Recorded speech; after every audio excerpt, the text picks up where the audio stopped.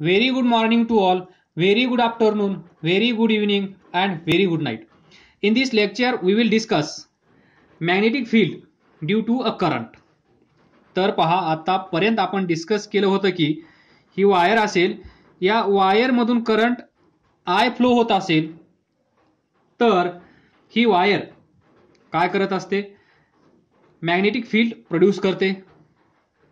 तर हे असेल magnetic field produced by this current carrying wire. तर थोडासा विचार करा, एक पॉइंट इथे घ्या, एक पॉइंट इथे घ्या, एक पॉइंट इथे घ्या.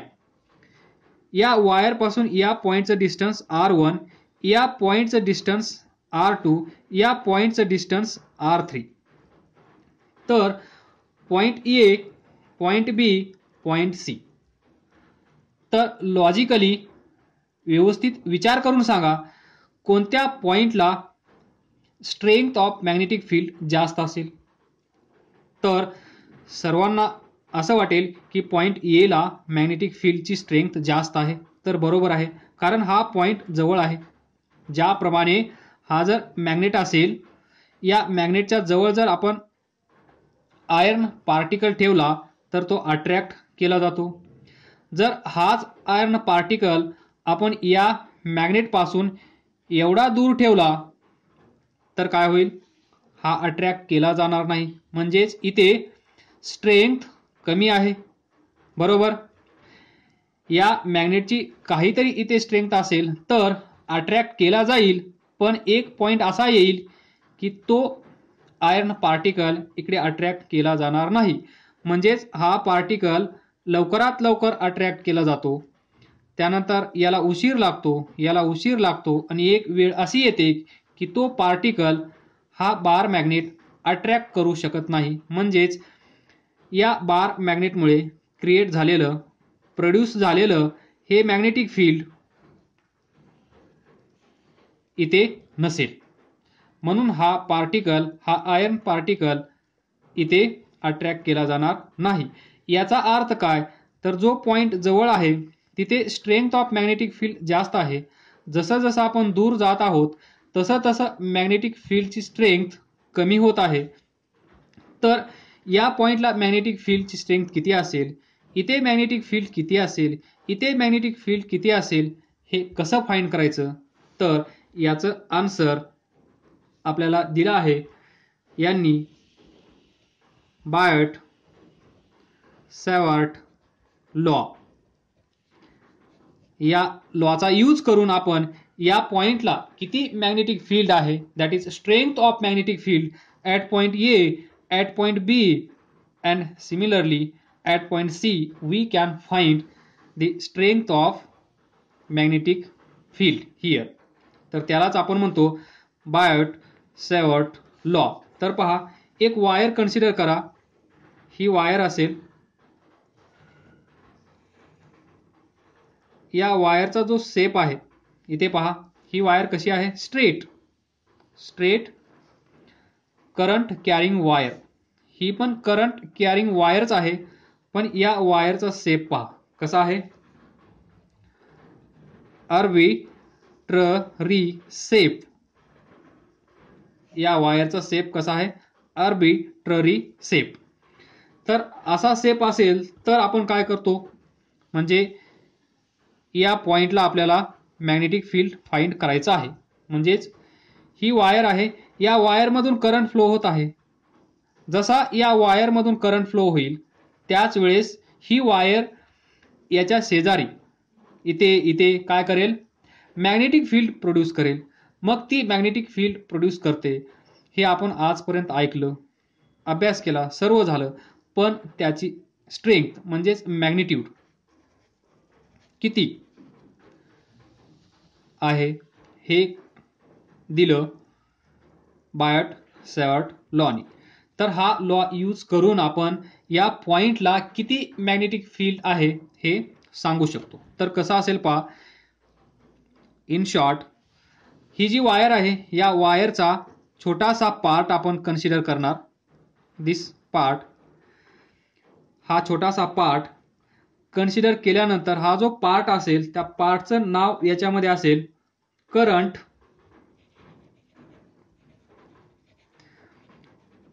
लेंथ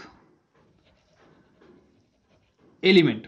करंट लेंथ एलिमेंट म्हणजे काय पहा, करंट आय, लेंथ हा छोटासा पार्ट असल्यामुळे याला आपण म्हणणार डीएल. छोटासा पार्ट या वायरचा त्याला आपण म्हणणार डीएल. तर current I, length Diehl, I Diehl. I Diehl याला आपण म्हणतो करंट लेंथ एलिमेंट. जेव्हा कधी तुम्ही बायोट सेवर्ट लॉ अभ्यास करणार त्यावेळेस तुमच्या लक्षात आलं पाहिजे करंट लेंथ एलिमेंट. या वायरमधून करंट आय फ्लो होत आहे, आय या डायरेक्शनमध्ये. तर हा जो छोटासा पार्ट आपण कन्सिडर केला आहे या छोट्याशा पार्टमधून पण करंट जात असेल तो करंट आय, आणि याची जी लेंथ आहे डीएल हा प्रोडक्ट म्हणजेच करंट लेंथ एलिमेंट. हा छोटासा पार्ट आपण कन्सिडर करणार, त्याचं नाव ठेवणार करंट लेंथ एलिमेंट. हा एलिमेंट ज्या ठिकाणी मॅग्नेटिक फील्ड काढायचं आहे तिथून किती दूर आहे या डिस्टन्सला आपण म्हणणार R bar, that is position vector. त्यानंतर इथे पहा या पोझिशनला डायरेक्शन पहा, या आय डी एल ची ही डायरेक्शन असेल, या दोघांमध्ये अँगल थिटा असेल, या पॉइंटला magnetic field D B bar आपल्याला भेटेल, कारण या वायरचा आपण छोटासा पार्ट कन्सिडर केला आहे. ड्यू टू छोटासा पार्ट आपल्याला भेटेल छोटासा magnitude of this magnetic field. हे लक्षात ठेवा. देन ज्यावेळेस आपण असं करतो त्याच्यानंतर पुढची स्टेप काय असते तुमच्या लक्षात आलं असेल. कधीही आपण ज्यावेळेस छोटासा पार्ट कन्सिडर करतो त्यानंतर लगेच त्याच्या पुढची स्टेप असते integration, to add to sum all this magnetic field.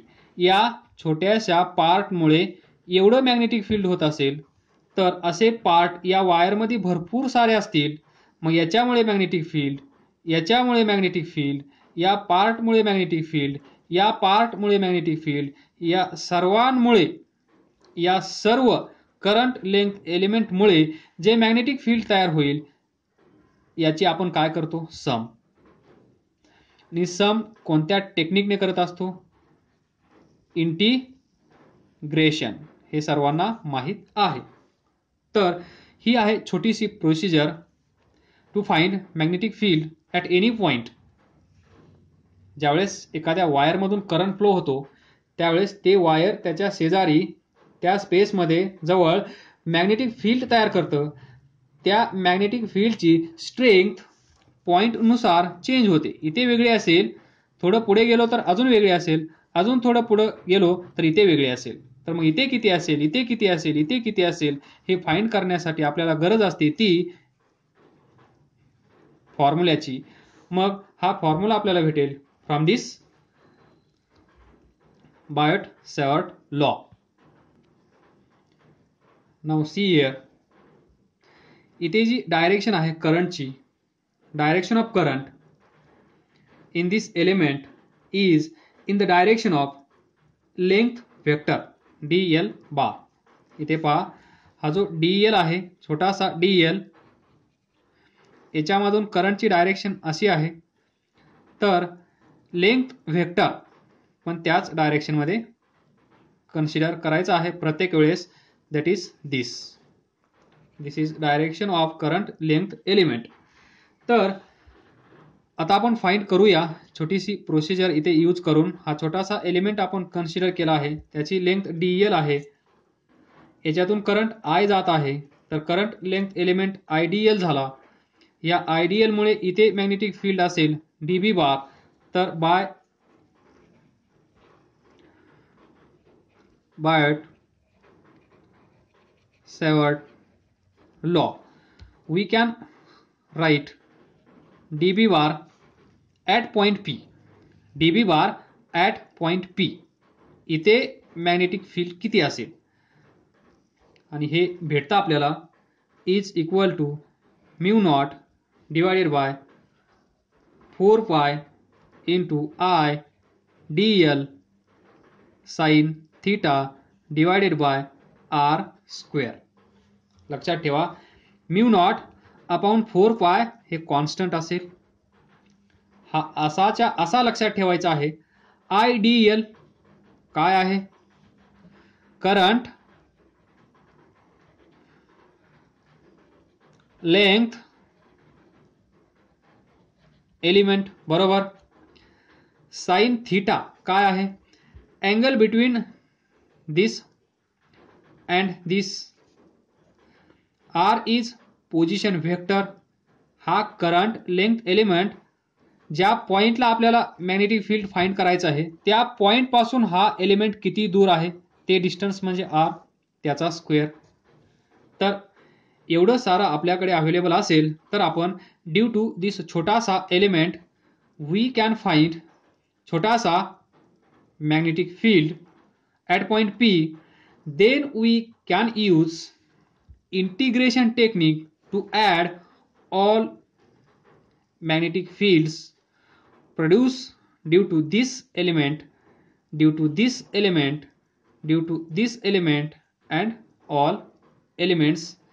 या वायर मध्ये जेवढे असे एलिमेंट्स तयार होतील तेवढे.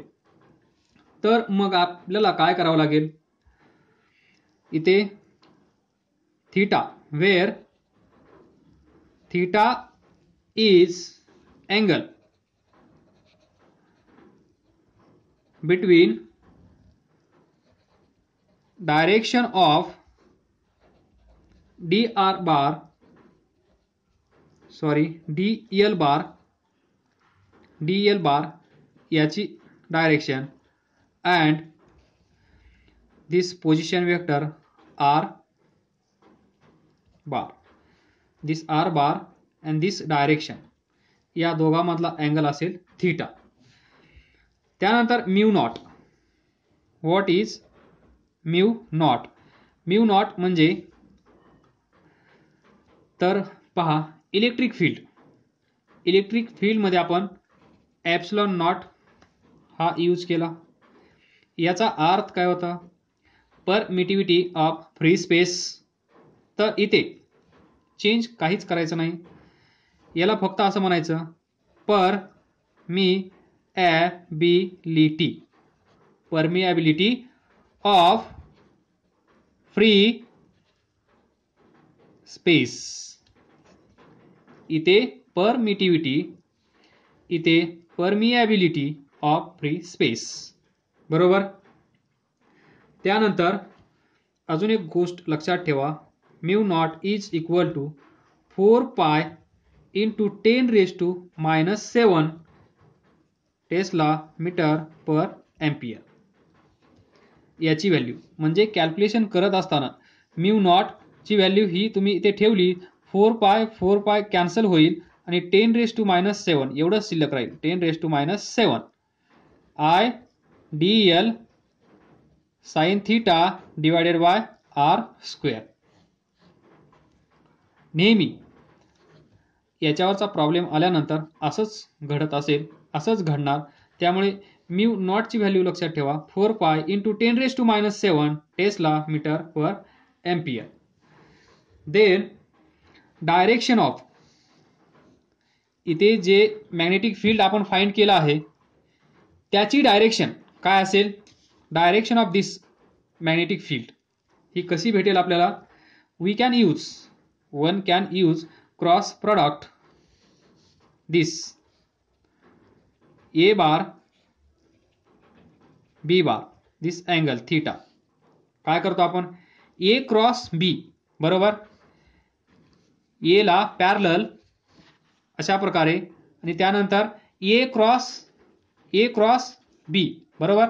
ए क्रॉस बी म्हणजेच ए कडून बी कडे जायचं त्यावेळेस थंब पाहायचा, ए कडून बी कडे जायचं त्यावेळेस थंब पाहायचा. थंब ज्या डायरेक्शन मध्ये असेल, इथे थंब असेल या डायरेक्शन मध्ये, तर ए बार क्रॉस बी बार ची डायरेक्शन काय असेल, ही that is unit vector is perpendicular to plane containing a bar and b bar. तर त्याचप्रमाणे इथे पहा, हा दिस इज डी एल बार इकडे आहे, म्हणजे याच्या उलट सिच्युएशन आहे. ए बार आपण इकडे घेतला, बी बार या साईडला घेतला, पण इथे कसा आहे, उलट आहे. आर बार इकडे आहे. आपल्याला पाहिजे काय, फॉर्म्युला पहा, हा पहा. तर हा फॉर्म्युला आपण असा लिहू शकतो, त्यानंतर तुम्हाला अजून क्लिअर होईल. D B bar is equal to mu naught upon 4 pi I D L cross R bar divided by R cube. काय केलं इथे पहा, इथे वर आरनी मल्टिप्लाय केलं, आरनी डिवाइड केलं, R square R R cube. मग इथे I D L R I D L R sine theta. तर इथे आय बाहेर घ्या, D L R sine theta म्हणजेच ए बी साइन थीटा. मग ए बी साइन थीटाला आपण कसं लिहू शकतो, ए क्रॉस बी. त्याचप्रमाणे इथे D L cross R bar, म्हणजे हाच फॉर्म्युला आपण असा लिहू शकतो. तुमच्या लक्षात आला असेल. आर ला ॲडजस्ट करा, डी एल आर येईल वर, डी एल हा आर हा. तर हा फॉर्म्युला आपण असा तयार करू शकतो. तर इथून तुम्ही सांगू शकता D B bar is perpendicular to D L bar, कारण A cross B is equal to A B sine theta. म्हणजेच इथे पहा, हा ए क्रॉस बी एला पण परपेंडिक्युलर आहे, ए क्रॉस बी बीला पण परपेंडिक्युलर आहे. म्हणजेच D B bar should be perpendicular to D L bar, D B bar perpendicular to R bar. तर आता तुम्हाला व्यवस्थित क्लिअर होईल. Direction of this D B bar, one can use cross product rule, that is this. A cross B, A cross B, A कडून B कडे जायचं. तर इथे अगोदर कोण आहे, डी एल आहे, बरोबर, डी एल आहे. डी कडून कुणाकडे जायचं, आर बार कडे, म्हणजेच डी एल कडून आर कडे, डी एल कडून आर कडे. त्यावेळेस पहा डायरेक्शन ऑफ थंब कशी आहे, अपवर्ड. म्हणजेच D L bar R bar ही डायरेक्शन असेल कुणाची, तर इथे असेल युनिट वेक्टर, आणि हा युनिट वेक्टर त्याच डायरेक्शनमध्ये असेल ज्या डायरेक्शनमध्ये डी बी बार असेल. इथे असेल डी बी बार. तर हा रूल आपण इथे यूज करू शकतो. हा रूल तुम्हाला चांगलाच माहीत आहे म्हणून हा एक्सप्लेन केला. नंतर दुसरा रूल आपण इथे यूज करू शकतो, that is this right hand rule. याच्यातून करंट आय फ्लो होत असेल तर आपण काय करतो, पहा, या साईडला करंट येत आहे असं कन्सिडर करा. ज्या डायरेक्शनमध्ये करंट जात आहे त्या डायरेक्शनमध्ये थंब ठेवा. त्यानंतर 1 2 3 ही 4 फिंगर्स ज्या डायरेक्शनमध्ये कर्ल झाली आहेत ती डायरेक्शन असेल, पहा इथे 1 2 3 4, 4 फिंगर्स ज्या डायरेक्शनमध्ये कर्ल झाली आहेत त्या डायरेक्शनमध्ये असेल मॅग्नेटिक फील्ड. थंब कोणत्या डायरेक्शनमध्ये ठेवायचा आहे, थंब त्याच डायरेक्शनमध्ये ठेवायचा आहे ज्या डायरेक्शनमध्ये करंट जात आहे. तर या वायरला पहा, दिस वायर म्हणजेच दिस, बरोबर, आपल्याला समजण्यासाठी मी असं करत आहे. तर पहा, मग या साईडला पहा, या साईडला आता ही वायर म्हणजे हा पेन. तर पहा, या पेनच्या लेफ्ट साईडला ही कर्व फिंगर्स आपल्याकडे येत आहेत. म्हणजेच इथे जे मॅग्नेटिक फील्ड असेल ते कसं असेल, कमिंग आउट ऑफ प्लेन. त्यानंतर हीच फिंगर्स या वायरच्या राईट साईडला इथे पहा काय होतील, आतमध्ये जात आहेत, बरोबर. इथे पहा, इकडून येतील आणि या साईडला प्लेनमध्ये जातील. म्हणजेच या साईडला डायरेक्शन ऑफ मॅग्नेटिक फील्ड कशी असेल, going into the plane. तर हेच लॉजिक इथे यूज करा. हा करंट एलिमेंट असा आहे तर तो आपल्या हातामध्ये ठेवायचा. करंटची डायरेक्शन अशी आहे तर त्याच डायरेक्शनमध्ये ही डायरेक्शन म्हणजे करंटची डायरेक्शन पहा. त्यानंतर या डायरेक्शनमध्ये करंट जात आहे तर हा कंडक्टर वायर आपण उजव्या हातामध्ये पकडायचा. ज्या डायरेक्शनमध्ये करंट जात आहे त्या डायरेक्शनमध्ये हा थंब. तर पहा या साईडला ही 4 फिंगर्स बाहेर येतील, इकडून बाहेर आलेली फिंगर्स या साईडला आतमध्ये जातील. म्हणजेच या साईडला इथे मॅग्नेटिक फील्ड कसे असेल, कमिंग आउट ऑफ प्लेन म्हणजे सेंटरला डॉट.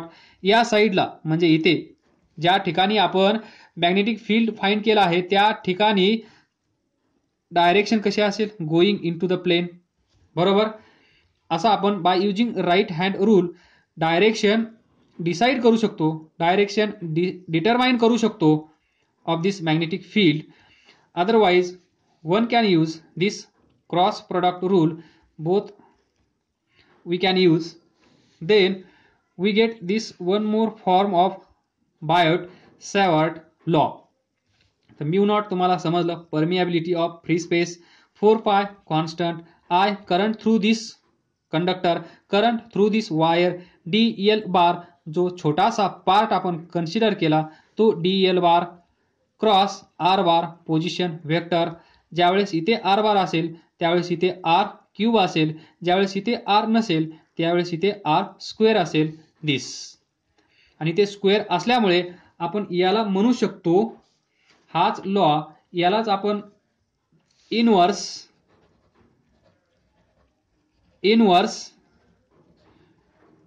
स्क्वेअर लॉ असं त्याला म्हणू शकतो आपण, इनवर्स स्क्वेअर लॉ. जरी इथे आर क्यूब असला तरीही आपण याला इनवर्स स्क्वेअर लॉ असं आपण म्हणू शकतो. आलं लक्षात. हे आहे छोटंसं magnetic field due to current. इथे किती, इथे किती, इथे किती, इथे किती, हा प्रॉब्लेम आपला सॉल्व्ह झाला. आणि हा प्रॉब्लेम कोणी सॉल्व्ह केला तर त्यांचं नाव आहे बायोट-सॅवर्ट लॉ. विसरू नका. This is more about Biot-Savart law. I will repeat again, otherwise no need. पुढच्या लेक्चरमध्ये हेच रिपिटेशन होणार आहे त्यामुळे गरज नसावी. काय समजलं नसेल तर विचारा. क्वेश्चन मार्क डोक्यात ठेवू नका. अभ्यास करत राहा, पुढे जात राहा. All the best. थँक्यू.